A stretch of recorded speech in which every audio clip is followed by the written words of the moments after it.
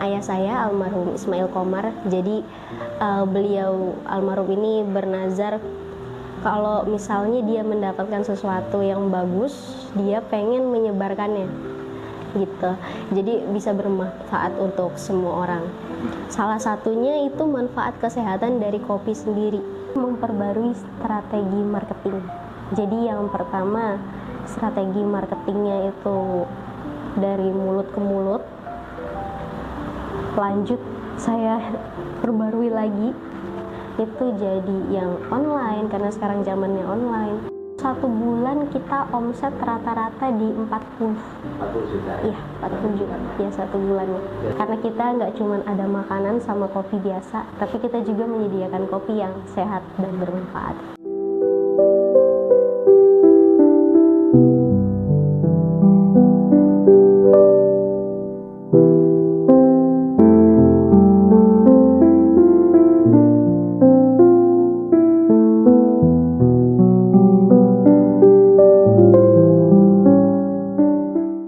Assalamualaikum warahmatullahi wabarakatuh. Nama saya Pramestia Rizky Ramadhani, biasa dipanggil Tia atau Prames juga nggak apa-apa, tapi kebanyakan Tia. Umur saya 24 tahun ini. Sekarang saya lagi kuliah di Universitas Terbuka semester 6. Kebetulan saya jadi supervisor di Warkop Wow sebagai anak owner almarhum Ismail Komar dan Dr. Endang Purwaningsi. Alamat Warkop Wow sendiri ada di Jalan Turi Raya, Perumahan Geraha Madu Pesona, Klaster 1 nomor 7, Tanjung Seneng, Bandar Lampung. Nanti bisa dicek di Google Map-nya, dan di Google juga bisa dicari nama Warkop Wow-nya.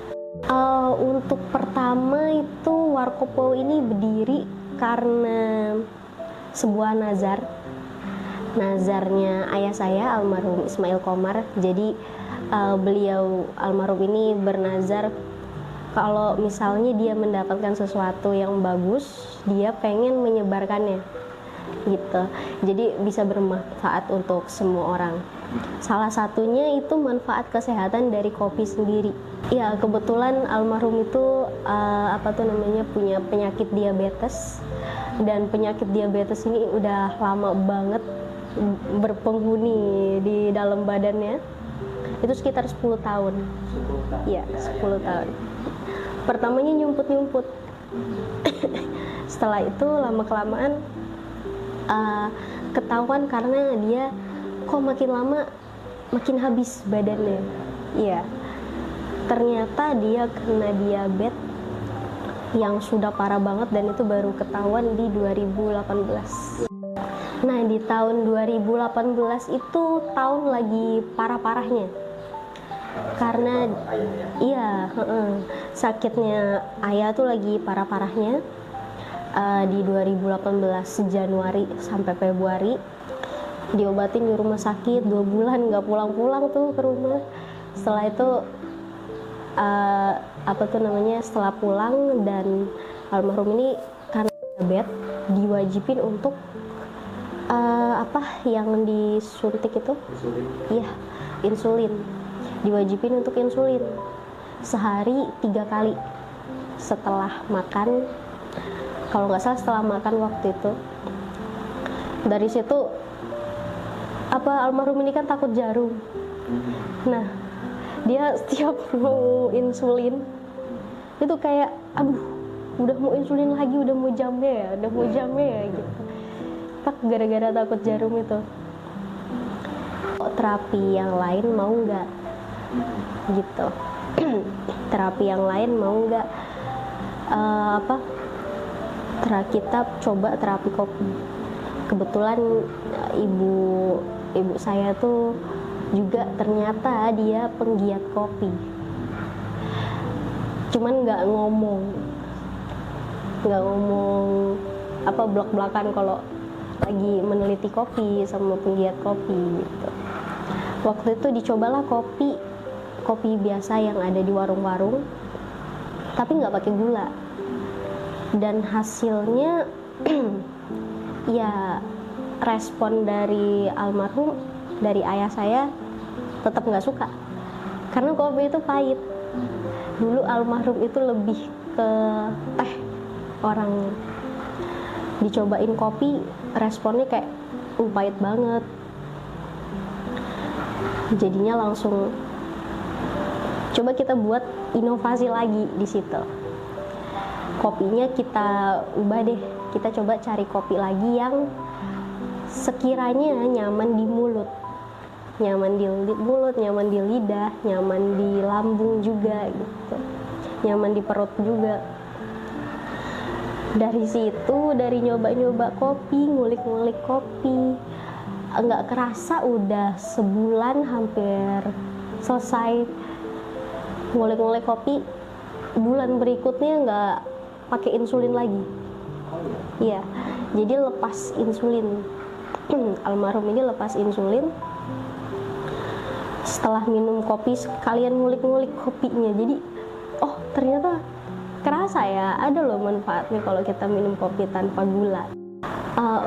Dari situ mulai coba gimana kalau misalnya kita sebarin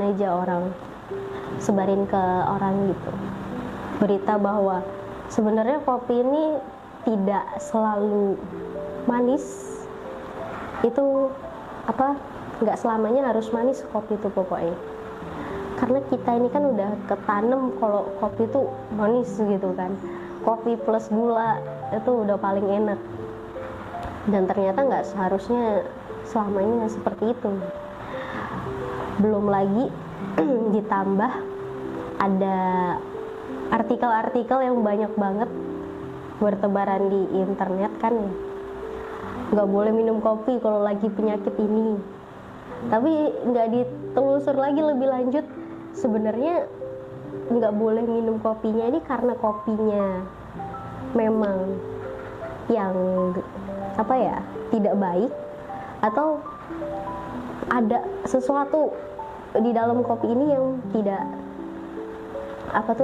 tidak seharusnya dikonsumsi atau dicampurkan ke kopi itu. Contohnya itu gula gitu. Gula itu kayak penyedap rasanya kalau di kopi kan ya, cuman efeknya kalau kebanyakan di badan kita kan ya itu tadi, balik lagi ke diabetes itu tadi, sama mungkin darah tinggi juga bisa. Nah dari situ terus dikulik lagi penyakit apa aja sih yang sebenarnya nggak dibolehin untuk minum kopi. Karena kalau di artikel-artikel di internet itu biasanya hanya tertuliskan tidak boleh minum kopi saat lagi seperti ini. Nah yang sepertinya ini maksudnya seperti apa gitu, dan penyakit apa aja itu kan kurang banyak dibahas sama masyarakat kan. Jadi kita belum tahu spesifik untuk penyakit apa yang nggak boleh minum kopi, dan kopi seperti apa yang nggak boleh diminum kalau sedang sakit ini gitu. Itu untuk nyebarin kopi ini seluas-luasnya, jadi nyebarin manfaat kopi itu seluas-luasnya, ngasih tahu orang kalau nggak semua kopi itu nggak baik gitu. Jadi ternyata kopi punya kandungan tersendiri yang bisa menyehatkan tubuh. Itu salah satu nazarnya untuk menyebarkan kesehatan. Bisa banyak banget manfaat kopi selain dari manusia sendiri, untuk tubuh kita sendiri gitu. Manfaat kopi juga untuk yang lainnya bisa. Jadi kalau untuk kopinya sendiri itu kan punya manfaat yang banyak ya, nggak cuman untuk kita minum, setelah itu kita rasakan di tubuh gitu. Ayah ngajak saya banyak banget, diajak ke tempat-tempat yang berhubungan sama kopi, Lampung Barat, udah gitu ketemu juga sama orang-orang yang hebat banget untuk permasalahan kopi, seluk-beluknya kopi itu udah paham banget. Itu di Jambi, pokoknya kemana-mana dia, sampai yang Pulau Jawa sama Sumatera juga saya diikutin, iya, diajak gitu, ayo ke sana gitu, temenin ayo gitu. Ya itu jadinya dari situ sekalian belajar juga kan, mulai ikut kelas roasting, mulai ikut kelas barista, abis itu mulai belajar manajemennya, bidang-bidang manajerial sama administrasinya. Dari situ setelah beraktivitas sudah banyak kegiatan banget, tapi Allah punya rencana yang lebih baik, punya rencana yang lebih indah lah. Jadi Ayah berpulang di tahun 2022 Oktober. Dari situ jadi saya sebagai anak berkeinginan untuk bahwa nazar ini harus dilanjutkan, harus disebarluaskan lagi. Untuk di Lampung sendiri itu ada 2. Yang pertama ini Warkop Wow pusatnya yang ada di Tanjung Seneng. Yang kedua itu ada di Lamban Gunung, Warkop Wow Lamban Gunung, untuk yang di Lampung. Tapi kalau misalnya lagi di Cirebon, itu kita juga ada di Cirebon, di Radar Cirebon tepatnya. Terus ada di Jogja juga, di Kasihan, Bantul. Kebetulan saya berkuliah di Universitas Terbuka, di UT. Jadi kuliahnya itu dengan sistem online. Nah, dari situ saya bisa dari pagi sampai malam itu saya masih bisa mengurus warkop, karena tidak setiap hari kita harus berkuliah, masuk ke tutorial online-nya. Kalau yang ada di Universitas Terbuka itu saya bisa ngerjain itu di hari Minggu atau di hari Sabtu gitu. Paling ikonik waktu itu acaranya Pak Ganjar Pranowo. Jadi beliau datang ke sini. Kebetulan ayah saya itu alumni FH UGM, Fakultas Hukum UGM, dan itu Ganjar Pranowo ini cuttingnya gitu. Jadi itu acaranya cukup ikonik karena lumayan gede, iya, rame banget. 1 bulan kita omset rata-rata di 40 juta. Iya, 40 juta ya 1 bulannya. Bawah banget itu pasti ada ya. Di balik semua yang kita dapat sekarang, lagi masa di bawah itu pas ayah saya nggak ada gitu, karena kehilangan ikon. Jadi orang-orang juga kenalnya Ismail Komar, makanya setiap mau datang ke warkop itu mereka jadi keinget, aduh pernah kesini sama beliau. Di situ kita paling down juga. Beberapa yang membuat saya bangkit itu salah satunya adik-adik saya. Jadi adik-adik saya memang masih kecil-kecil, dan ibu juga kan masih perlu support system. Jadi untuk teman-teman yang di Bandar Lampung atau yang lagi mudik ke Bandar Lampung, boleh mampir ke Warkop Wow untuk icip-icip makanan. Karena kita nggak cuma ada makanan sama kopi biasa, tapi kita juga menyediakan kopi yang sehat dan bermanfaat.